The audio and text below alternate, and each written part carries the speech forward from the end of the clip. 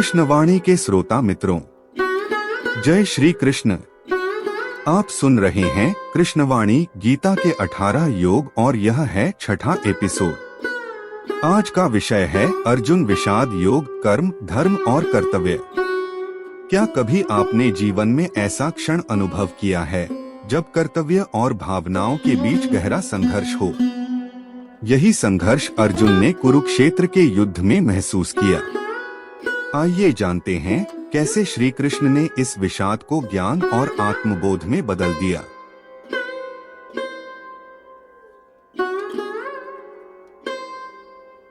सोचिए जरा कुरुक्षेत्र का वो मैदान, एक तरफ अधर्म, दूसरी तरफ धर्म के लिए पांडव, और उन्हीं में से एक अर्जुन महान योद्धा रथ पर है, और सामने कौन? अपने ही लोग, भाई, गुरु, पितामह, और उनके हाथ कांप रहे हैं, मन कांपते हैं। धनुष, गांडीव हाथ से छूट रहा है। मन में एक अजीब सी घुटन, एक भयानक उलझन है कि क्या ये युद्ध ठीक है? अपनों को मारकर राज मिलेगा तो क्या वो खुशी देगा? ये सिर्फ एक सैनिक की परेशानी नहीं है, मुझे लगता है ये वो कश्मकश है जो शायद हम सब कभी ना कभी महसूस करते हैं, ड्यूटी और अपनी फीलिंग्स के बीच। बिल्कुल, और यही वो पॉइंट है जहां से भगवत गीता शुरू होती है। अर्जुन का यही दुख, यही कंफ्यूजन श्री कृष्ण के उस उपदेश का आप कह सकते हैं स्टार्टिंग पॉइंट बनता है, जिसे हम कर्म योग कहते हैं। आज हम जिस सोर्स पर बात कर रहे हैं, कर्म योग, अर्जुन के विषाद से आत्मज्ञान तक, वो हमें इसी सफर पर ले जाता है। कैसे अर्जुन अपने इस दुख और भ्रम से निकलकर कर्म का सही मतलब समझते हैं। हाँ, और हमारा मकसद भी यही है कि पहले समझें कि अर्जुन उस वक्त क्या सोच रहे थे।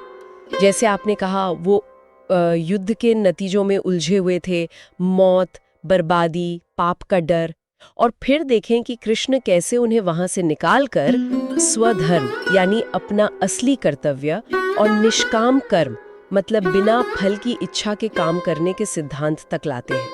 ये वाकई एक बहुत गहरी यात्रा है। तो चलिए, इस मुश्किल तो है पर जिंदगी को राह दिखाने वाले टॉपिक को परत दर परत खोलते हैं। हाँ, शुरू करते हैं अर्जुन के विषाद से ही। जैसा सोर्स में बताया गया है, अर्जुन का दुख सिर्फ इमोशनल नहीं था, ये एक मॉरल क्राइसिस थी, एक एग्जिस्टेंशियल सवाल था उनके मन में। उन्हें लग रहा था कि वो जो भी करेंगे उसके परिणाम से, उसके फल से बच नहीं पाएंगे।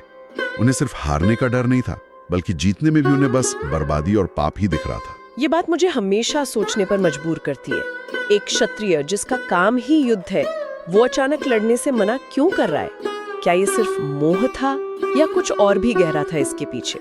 सोर्स क्या कहता है इस बारे में? देखिए, सोर्स इसे मोह और एक गहरे भ्रम दोनों का मिला जुला रूप बताता है। मोह तो था ही, जाहिर है, अपने लोगों के लिए, गुरुओं के लिए, पर साथ में एक बहुत बड़ा कंफ्यूजन था कर्म और उसके फल को लेकर। अर्जुन ना कर्म को उसके परिणाम से अलग नहीं कर पा रहे थे। उनके लिए कर्म का सीधा मतलब था उसका नतीजा, अच्छा या बुरा। उन्हें लग रहा था कि भाई अगर युद्ध का नतीजा बुरा हुआ, भयानक हुआ, तो सारी जिम्मेदारी, सारा पाप उन्हीं का होगा। वो कर्ता भाव में, मतलब मैं कर रहा हूं, और भोक्ता भाव में, मुझे फल भोगना पड़ेगा, इसमें बुरी तरह फंसे हुए थे। अच्छा, तो मतलब ये जो मैं कर रहा हूँ वाली सोच है और फल से जुड़ाव, यही कर्मयोग के रास्ते की सबसे बड़ी रुकावट है, क्योंकि कर्मयोग तो कहता है कि फल की इच्छा मत करो। बिल्कुल सही। यहीं पर कर्मयोग का सिद्धांत अर्जुन की उस वक्त की सोच से बिल्कुल उलट खड़ा होता है। श्री कृष्ण का पहला जो हमला होता है वो इसी सोच पर होता है। वो अर्जुन को समझाते हैं कि देखो, कर्म करना इंसान का स्वभाव है, उसका कर्तव्य है, लेकिन कर्म के फल पर उसका कोई अधिकार नहीं है। सच्चा कर्मयोगी वो नहीं जो कर्म करना छोड़ दे, बल्कि वो है जो फल की उम्मीद, फल की आसक्ति छोड़ दे। कर्म करना जरूरी है, पर उससे जो भी नतीजा निकले, कामयाबी या नाकामी, सुख या दुख, इज्जत या बेइज्जती, इन सब में एक जैसा रहना, स्टेबल रहना, यही निष्काम कर्म है। हाँ, लेकिन ये सुनने में जितना सीधा लगता है उतना है तो नहीं। अगर हम फल की चिंता ही ना करें तो फिर काम करने का मोटिवेशन कहाँ से आएगा? क्या इससे हम बिल्कुल उदासीन, मतलब कुछ ना करने वाले नहीं बन जाएंगे? कई लोग ऐसा सोचते हैं। हाँ, ये सवाल बहुत लोगों के मन में आता है और स्वाभाविक भी है, और सोर्स भी इसे क्लियर करता है। देखिए, श्री कृष्ण अकर्मण्य होने को, यानी कामचोर बनने को नहीं कह रहे। वो तो ये भी कहते हैं कि कर्म न करने में भी आसक्ति मत रखो। प्रेरणा फल की इच्छा से नहीं आनी चाहिए, प्रेरणा आनी चाहिए अपनी ड्यूटी की भावना से। धर्म की समझ से। जब हम कर्म को अपना कर्तव्य मानकर अपनी पूरी काबिलियत और ईमानदारी से करते हैं, बिना ये सोचे कि अरे मुझे से क्या मिलेगा, तब वो कर्म हमें बांधता नहीं है। उदासीनता या आलस तब आता है जब हम कर्म से ही मुंह मोड़ लेते हैं। निष्काम कर्म का मतलब उदासीन होना नहीं, बल्कि अनासक्त होना है। मतलब काम तो पूरे जोश से करो, पर उसके नतीजे में उलझो मत। इसका मकसद दुनियावी फायदा नुकसान से ऊपर उठकर मन की शुद्धि और आध्यात्मिक तरक्की है। अर्जुन का नतीजों पर इतना ज्यादा ध्यान देना ही उन्हें अपने रास्ते से भटका रहा था। तो अर्जुन की इस गहरी उलझन और नतीजों के डर से निकालने के लिए श्री कृष्ण फिर स्वधर्म का कॉन्सेप्ट सामने लाते हैं। मतलब युद्ध को एक पर्सनल लड़ाई न मानकर उसे धर्म और अधर्म की लड़ाई के तौर पर दिखाते हैं। हाँ, स्वधर्म कर्म योग का एक बहुत ही इंपॉर्टेंट पिलर है। स्वधर्म का मतलब है अपना स्वाभाविक कर्तव्य, अपनी नेचर और समाज में अपनी पोजीशन के हिसाब से तय काम। श्री कृष्ण अर्जुन को याद दिलाते हैं कि भाई तुम एक क्षत्रिय हो, तुम्हारा जन्म, तुम्हारी ट्रेनिंग, तुम्हारी फितरत, सब कुछ तुम्हें एक योद्धा बनाती है। और इस वक्त जब अधर्म इतना बढ़ गया है और धर्म की रक्षा का सवाल है, तब युद्ध करना ही तुम्हारा स्वधर्म है। इससे पीछे हटना तुम्हारे लिए अच्छा नहीं होगा, बल्कि बदनामी और पाप का कारण बनेगा। लेकिन क्या स्वधर्म की ये बात आज के टाइम भी उतनी ही रेलेवेंट है? अब तो समाज बहुत बदल गया है, लोगों के रोल्स बदल गए हैं। क्या ये एक तरह से वर्ण व्यवस्था या जन्म पर आधारित ड्यूटीज को बढ़ावा नहीं देता? ये सवाल उठता है कई बार। देखिए, ये सवाल कॉम्प्लेक्स है और सोर्स सीधे सीधे आज के समाज पर टिप्पणी नहीं करता। लेकिन अगर हम गीता के मैसेज की गहराई को समझें, तो स्वधर्म को सिर्फ जन्म वाली वर्ण व्यवस्था तक रखना शायद सही ना हो। इसे व्यक्ति के अपनी नेचुरल टेंडेंसी, उसके गुण और उसके कर्म के हिसाब से भी समझा जा सकता है। हर इंसान की अपनी काबिलियत होती है, अपनी रुचि होती है। अपने उन नेचुरल गुणों और काबिलियत के हिसाब से समाज के भलाई में अपना बेस्ट देना, यही अगर व्यापक अर्थों में देखें तो स्वधर्म का पालन हो सकता है। श्री कृष्ण अर्जुन को उनके क्षत्रिय धर्म की याद इसलिए दिला रहे हैं क्योंकि उस खास सिचुएशन में वही उनका सबसे क्लियर कर्तव्य था। जरूरी बात यह है कि कर्तव्य बाहर के दबाव से नहीं, बल्कि धर्म और अपनी अंदरूनी समझ से तय हो, और फिर उसे बिना किसी कंफ्यूजन या अटैचमेंट के पूरा करना चाहिए। और ये युद्ध सिर्फ बाहर के दुश्मनों से लड़ाई नहीं रह जाता, फिर ये अंदर के दुश्मनों से, जैसे मोह, डर, अहंकार, इनसे लड़ने का सिंबल भी बन जाता है। बिल्कुल। अगर हम इसे एक बड़ी पिक्चर में देखें तो कुरुक्षेत्र का युद्ध एक मेटाफर भी है। यह हर इंसान के अंदर चलने वाले संघर्ष का प्रतीक है। सही, गलत, अच्छा, बुरा, मन की शांति और दुनिया के आकर्षण के बीच का झगड़ा। अर्जुन का दुख उनके अंदर के इसी कॉन्फ्लिक्ट को दिखाता है। श्री कृष्ण उन्हें स्वधर्म निभाने को कहकर बाहरी युद्ध के साथ साथ इस अंदरूनी युद्ध को जीतने का रास्ता भी दिखा रहे हैं। अपने मन की बुराइयों पर जीत पाना भी तो स्वधर्म का ही हिस्सा है। इस तरह देखें तो स्वधर्म का पालन समाज और व्यक्ति दोनों की भलाई के लिए जरूरी है। ठीक है, तो स्वधर्म को पहचानना और उसे निभाना, ये पहला स्टेप हुआ। लेकिन उसे करने का सही तरीका क्या हो? यहीं पर फिर निष्काम कर्म का आइडिया सेंटर में आता है ना? जैसा कि सोर्स कहता है, ये शायद गीता का सबसे फेमस और सबसे जरूरी मैसेज है। निश्चित रूप से निष्काम कर्म ही कर्म योग का एसेंस है, उसका दिल है। सीधा सा मतलब है फल की इच्छा के बिना कर्म करना, पर इसका गहरा मतलब समझना बहुत जरूरी है। ये सिर्फ इतना कहना नहीं है कि फल की चिंता मत करो। ये एक गहरी साइकोलॉजिकल प्रोसेस है, अपने कर्तापन के भाव से, मतलब मैं करने वाला हूँ, इस भाव से मुक्त होने की। कर्तापन का भाव मतलब मैंने ये किया वाली फीलिंग। हाँ, वही। जब हम सोचते हैं कि मैं ये काम कर रहा हूँ और इसका फल मुझे मिलना ही चाहिए, तो हम अपनी ईगो को, अपने मैं को उस काम और उसके फल से जोड़ लेते हैं। अब अगर फल अच्छा मिला तो ईगो खुश होता है, घमंड आता है। अगर फल बुरा मिला तो दुख होता है, गुस्सा आता है, निराशा होती है। हम लगातार इसी सुख दुख, सफलता विफलता के झूले में झूलते रहते हैं। निष्काम कर्म हमें इसी ईगो से पैदा हुए बंधन से आजाद करने का तरीका है। जब हम कर्म को सिर्फ ड्यूटी समझकर, ईश्वर को सौंपकर या दुनिया की भलाई की भावना से करते हैं और फल की चिंता छोड़ देते हैं, तो कर्म का बोझ हमारे ऊपर नहीं पड़ता। लेकिन इससे आत्मज्ञान या मुक्ति कैसे मिलती है? सिर्फ फल की इच्छा न करने से कॉन्शियसनेस कैसे बदल सकती है? देखिए, होता क्या है कि जब हम फल की इच्छा से आजाद होते हैं तो धीरे धीरे ये मैं करने वाला हूँ वाला भाव भी कमजोर होने लगता है। हम ये समझने लगते हैं कि हम तो बस एक जरिया हैं, असली करने वाली ताकत कोई और है, चाहे उसे प्रकृति कहें या ईश्वर।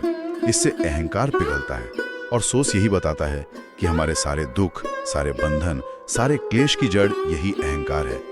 जब अहंकार पिघलता है तो मन साफ और शांत होता है।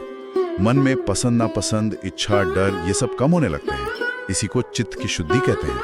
और ऐसा शुद्ध, शांत, संतुलित मन ही आत्मा को, अपने असली रूप को महसूस कर पाता है। यही आत्मज्ञान है। इसलिए निष्काम कर्म सिर्फ काम करने का एक तरीका नहीं है, ये खुद को बदलने का, मुक्ति पाने का एक बहुत पावरफुल रास्ता है। और यहीं पर गीता का वो सबसे मशहूर श्लोक आता है, चैप्टर 2 वर्स 47, जो इस पूरे सिद्धांत को एक लाइन में कह देता है। हाँ, वो श्लोक कर्म योग की चाबी है। कर्मण्येवाधिकारस्ते मा फलेषु कदाचन मा कर्म फले हेतुर्भूर मा ते संगोस्त्व कर्मणि। इसका मतलब हुआ कर्म करने पर ही तुम्हारा अधिकार है, उसके फलों पर कभी नहीं।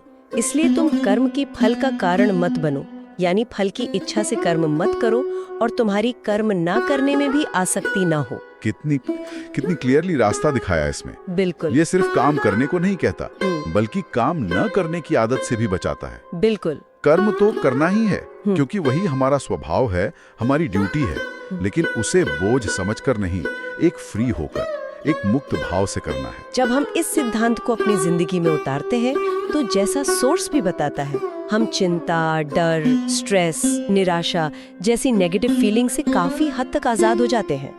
हम प्रेजेंट मोमेंट में रहकर अपना बेस्ट दे पाते हैं, क्योंकि हमारा ध्यान पूरी तरह काम पर होता है, न कि भविष्य के अनजाने नतीजे पर। अर्जुन के लिए तो ये समझना एकदम रेवोल्यूशनरी रहा होगा।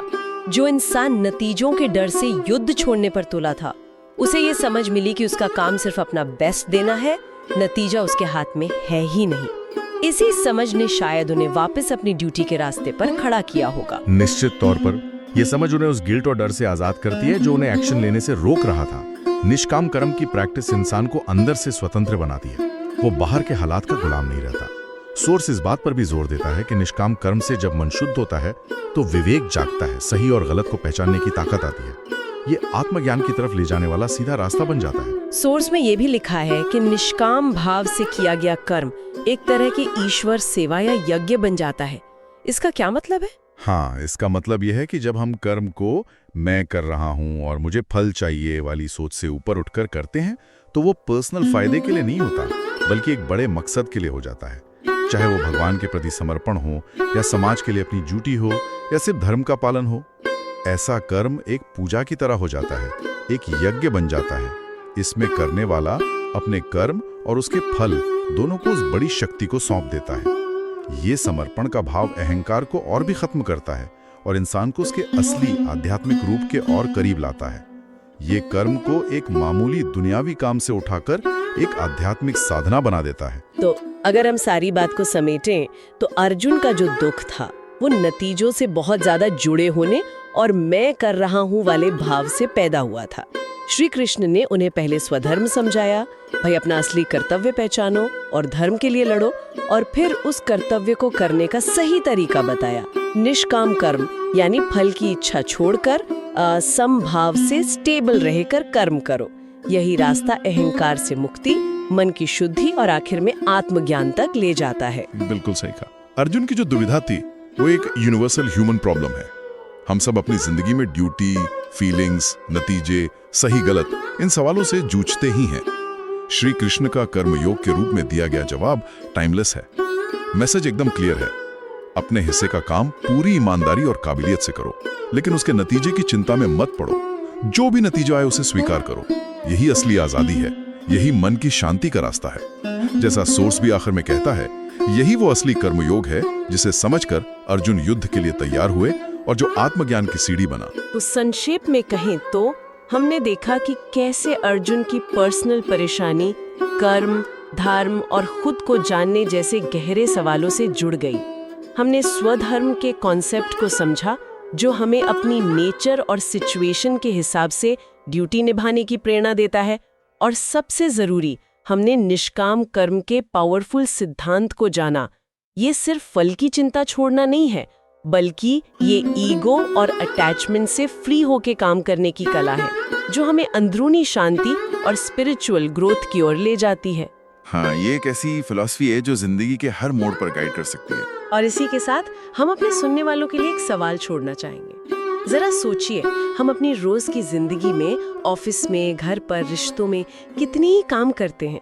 अगर हम हर काम को करते समय अपना ध्यान सिर्फ उस काम को अच्छे से करने पर लगाएं और उसके नतीजे से, चाहे तारीफ मिले या बुराई, कामयाबी मिले या नाकामी, खुद को इमोशनली जोड़ने की कोशिश थोड़ी कम करें, तो क्या हमारे एक्सपीरियंस में, हमारी मेंटल पीस में और जिंदगी को देखने के हमारे नजरिए में सचमुच कोई फर्क आ सकता है?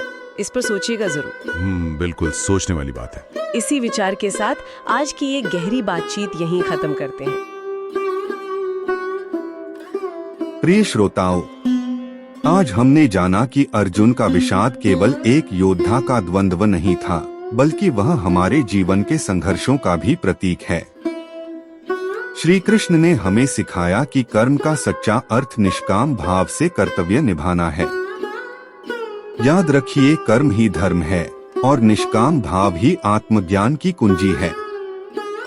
अगले एपिसोड में हम चर्चा करेंगे आधुनिक जीवन में अर्जुन विषाद योग की प्रासंगिकता पर, जहां हम देखेंगे श्रीमद्भगवत गीता के अर्जुन विषाद योग के ज्ञान को हम अपने जीवन में कैसे व्यवहार कर सकते हैं। तब तक अपने जीवन में निष्काम कर्म का अभ्यास करें और गीता के संदेश को आत्मसात करें। यदि हमारा यह प्रयास आपको कुछ प्रेरित कर रहे हो और आप हमें सपोर्ट करना चाहते हैं, तो नीचे दिए सपोर्ट लिंक पर जाकर सपोर्ट कर सकते हैं। मिलते हैं अगले एपिसोड में, तब तक के लिए जय श्री कृष्ण। स्वस्थ रहिए, प्रसन्न रहिए।